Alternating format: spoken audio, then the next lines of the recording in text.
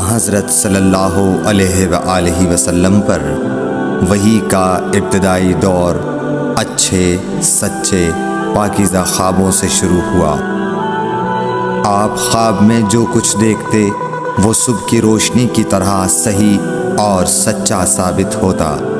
پھر من جانب قدرت آپ تنہائی پسند ہو گئے اور آپ نے غار حرا میں خلوت نشینی اختیار فرمائی اور کئی دن اور رات وہاں مسلسل عبادت اور یاد الہی و ذکر میں مشغول رہنے لگے۔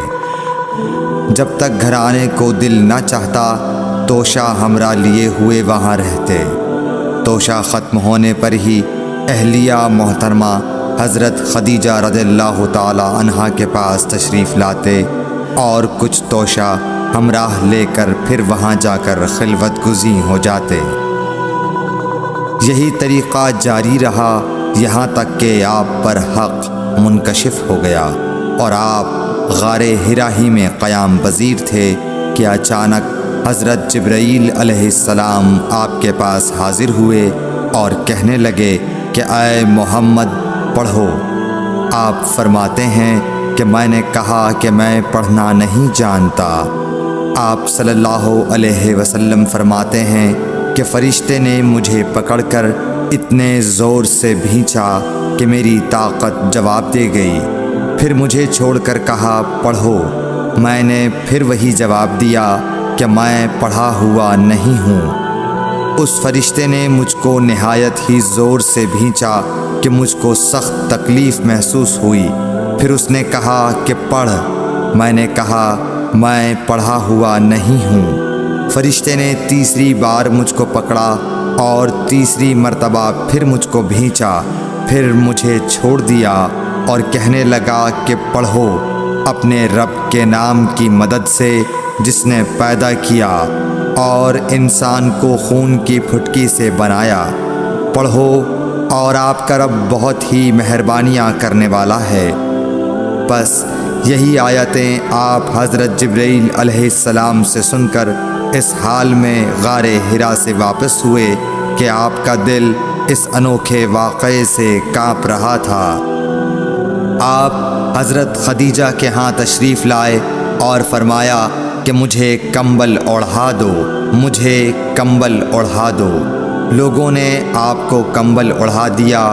جب آپ کا ڈر جاتا رہا تو آپ نے اپنی زوجہ محترمہ حضرت خدیجہ رضی اللہ تعالی عنہا کو تفصیل کے ساتھ یہ واقعہ سنایا اور فرمانے لگے کہ مجھ کو اب اپنی جان کا خوف ہو گیا ہے۔ آپ کی اہلیہ محترمہ حضرت خدیجہ رضی اللہ تعالی عنہا نے آپ کی ڈھارس بندھائی اور کہا کہ آپ کا خیال صحیح نہیں ہے۔ اللہ کی قسم آپ کو اللہ کبھی رسوا نہیں کرے گا۔ آپ تو اخلاق فاضلہ کے مالک ہیں۔ آپ تو کنبہ پرور ہیں، بے کسوں کا بوجھ اپنے سر پر رکھتے ہیں، مفلسوں کے لیے آپ کماتے ہیں، مہمان نوازی میں آپ بے مثال ہیں اور مشکل وقت میں آپ امر حق کا ساتھ دیتے ہیں۔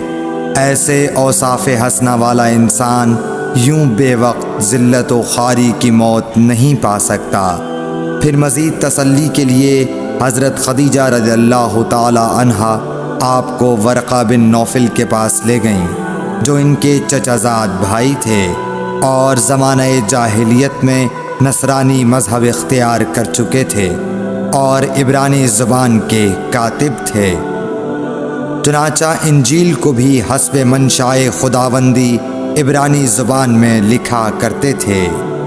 انجیل سریانی زبان میں نازل ہوئی تھی، پھر اس کا ترجمہ عبرانی زبان میں ہوا۔ ورقہ اسی کو لکھتے تھے۔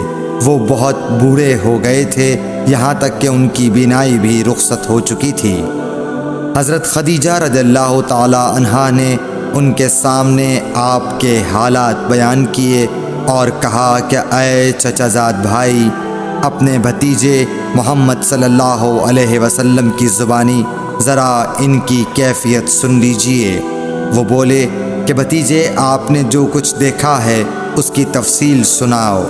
چنانچہ آپ صلی اللہ علیہ وآلہ وسلم نے از اول تا آخر پورا واقعہ سنایا، جسے سن کر ورقہ بے اختیار ہو کر بول اٹھے کہ یہ تو وہی ناموس معزز رازدان فرشتہ ہے جسے اللہ نے حضرت موسیٰ علیہ السلام پر وحی دے کر بھیجا تھا۔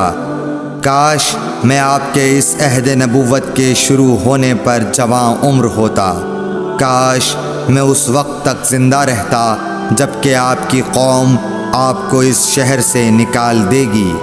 رسول کریم صلی اللہ علیہ وآلہ وسلم نے یہ سن کر تعجب سے پوچھا کہ کیا وہ لوگ مجھ کو نکال دیں گے، حالانکہ میں تو ان میں صادق و امین و مقبول ہوں۔ ورقہ بولا، ہاں یہ سب کچھ سچ ہے، مگر جو شخص بھی آپ کی طرح امر حق لے کر آیا لوگ اس کے دشمن ہی ہو گئے ہیں۔